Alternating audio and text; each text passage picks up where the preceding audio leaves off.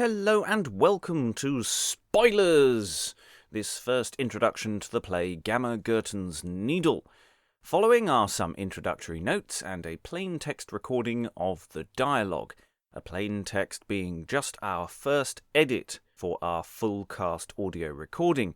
So it has all the text, but no SFX, no Foley, and it's the edit we use to hunt out textual errors, takes, retakes, cuts.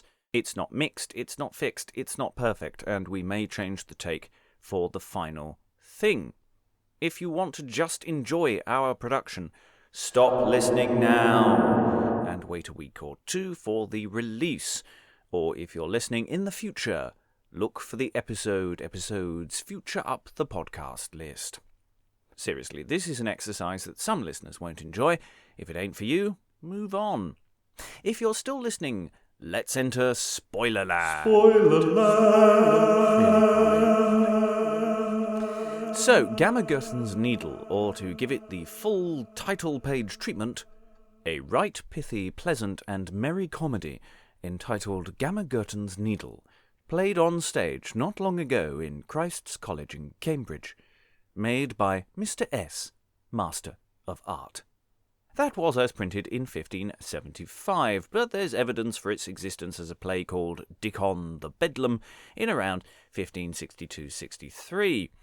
It doesn't really matter to us the precise dating or the identity of the author, only that this seems to be a play for students and just prior to the big explosion of playhouse drama in the 1570s-80s.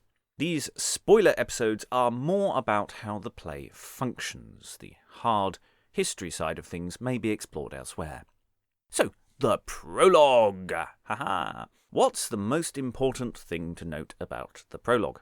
Well, it's a literal, if not fully detailed, exposition of the plot. It's not one of those prologues that sets tone or harangues the public for not liking the author's other work.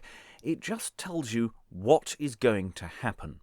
As Gammer Gurton, with many a wide stitch, sat piecing and patching of Hodge her man's breech, by chance or misfortune, as she her gear tossed, in Hodge leather breeches her needle she lost. Yes, dear listener, the play Gammer Gurton's Needle is about Gammer Gurton, who loses her needle. Spoilers, indeed. Now, Gammer has a servant, Hodge, whose leather breeches she repairs. That day, while he was out working the fields, during a kerfuffle, she left her needle in these leather breeches. Now, I'd just like to reiterate this point. Within 4 lines, the location of the missing needle is declared. They are in Hodge's leather breeches. That is where she lost her needle. At no point should the audience be concerned about the location of the needle. They are located in the arse area of Hodge's breeches. Now, Hodge is not currently wearing these breeches, and there will be some adjustment as to what's going on with the breeches later on, but we'll go into that exciting development in later acts. Anyway, more plot is explained in this prologue. We've only done 4 lines so far. Here are the next 4. When Dickon the Bedlam had heard by report that good Gammer Gurton was robbed in this sort, he quietly persuaded with her in that stound Dame Chat, her dear gossip, this needle had found. So Dickon, the local beggar, Bedlam, a wanderer who lives off charity and is a bit anarchic, if not actually suffering from a mental health issue, he hears that the needle is lost. And Dickon suggests to Gammer Gurton that the local, let's call her pub owner, Dame Chat, has found it, putting Gammer Gurton and Dame Chat in conflict. Of course, this is just a bit of mischief by Dickon the Bedlam, for Dame Chat knows nothing of the needle.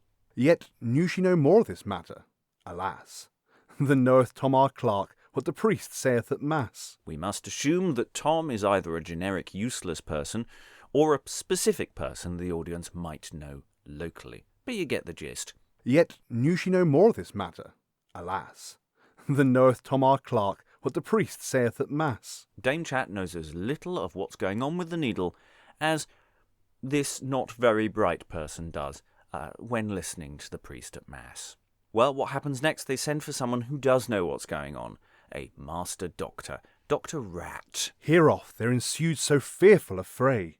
Mass doctor was sent for these gossips to stay, because he was curate and esteemed full wise, who found that he sought not by Dickon's device. So, ignoring a lot of other business in the play, because there's a lot of incident, this prologue plot introduction leaps forward to sending for Master Dr. Rat, the priest, as a figure in the community who has, in theory, some moral authority, and who found that he sought not by Dickon's device. He found that he sought not. Now that's a clue as to some comic business that Dickon sets him on in Act 4. He has a bit of an incident, shall we say. When all things were tumbled and clean out of fashion, whether by fortune or some other constellation, suddenly the needle Hodge found by the pricking, and drew it out of his buttock, where he felt it sticking. So, stuff happens, and yes, they say it once again, the needle is sticking in Hodge's arse. We, the audience, know this from the off. And at the end of the play, it is found. Huzzah! Their hearts then at rest with perfect security. With a pot of good ale, they struck up their plaudity. So all is sorted and everyone goes to Dame Chat for a pint of ale. And that, minus a lot of incident, is broadly the plot. This is a play of comic business, incident and character. It's great fun. It is a challenge for us as an audio drama company, as it has so much physical comic action. Getting that to come across is an issue. And then there's the accents, which we'll go into next episode when we look at Act 1. If you have any thoughts about my brief breakdown of the prologue, or if you have any disagreements with my thoughts, or if I'm just in plain error, let me know. I might re-edit based on your thoughts. And that's it from this spoiler episode. The full cast super deluxe edit will be coming anon. But till then, I've been your host, Robert Crighton, and here's the plain text of the prologue to Gammer Gurton's Needle, performed by Adam Thurkettle. As Gammer Gurton, with many a wide stitch, sat piecing and patching of Hodge her man's breech, by chance or misfortune, as she her gear tossed, in Hodge leather breeches her needle she lost.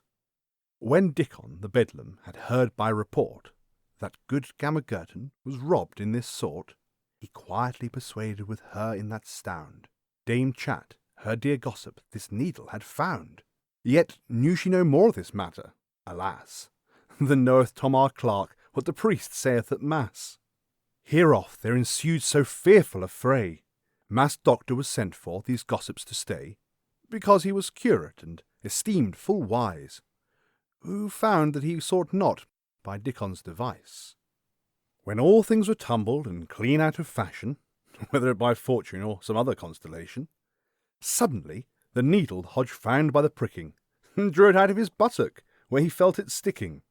Their hearts then at rest with perfect security. With a pot of good ale, they struck up their plaudity.